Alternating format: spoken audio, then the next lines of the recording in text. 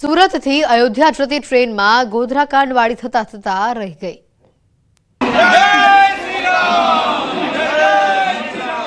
ફરી રામના દુશ્મનોએ રામ ભક્તો પર કર્યો પથ્થરમારો। સુરતથી ઉત્સાહ સાથે ભગવાન રામના ભક્તો અયોધ્યા ભવ્ય રામ મંદિર દર્શન માટે જઈ રહ્યા હતા। આખી ટ્રેન ભગવાન રામમય હતી। જય શ્રી રામના નારા લાગી રહ્યા હતા। આસ્થાની ટ્રેન મહારાષ્ટ્રના નંદુરબાર નજીક પહોંચી ત્યારે જ રામ ભક્તોમાં હાહાકાર મચી ગયો। ચાલુ ટ્રેનમાં જીવ બચાવવા દોડાદોડી થઈ ગઈ। કેટલાક ભગવાન રામના દુશ્મનોએ અયોધ્યા જતી ટ્રેન પર પથ્થરમારો કર્યો। રવિવારે સાંજે 8 વાગે નીકળેલી આસ્થા ટ્રેન પર નંદુરબાર નજીક રાત્રે 10:30 વાગે આ બનાવ બન્યો હોવાની આશંકા છે।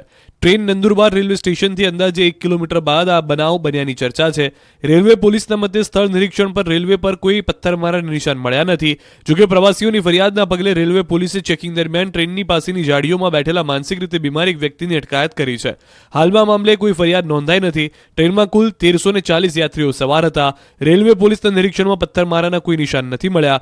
જોકે સુરતના એક યાત્રીએ વિડીયોથી મોટો દાવો કર્યો છે। મોડી રાત્રે ટ્રેન પર પથ્થરમારો થયો હોવાનો દાવો કર્યો। કેટલાક પથ્થરમારો ટ્રેનની બારીમાંથી અંદર આવ્યા હતા। ટ્રેન પર પથ્થરમારો થતા પ્રવાસીઓમાં ડરનો માહોલ ફેલાઈ ગયો હતો। કેટલાક યાત્રીઓ તરત જ ટ્રેનની બારીઓ બંધ કરી બચાવ માટે પ્રયાસ કર્યા હતા। છતાં 2-4 પથ્થરો તો ટ્રેનની અંદર આવી જ ગયા હતા। પોલીસે પ્રારંભિક તપાસ કરીને મોડી રાત્રે ટ્રેનને નંદુરબાર રેલવે સ્ટેશનથી રવાના કરી દીધી હતી।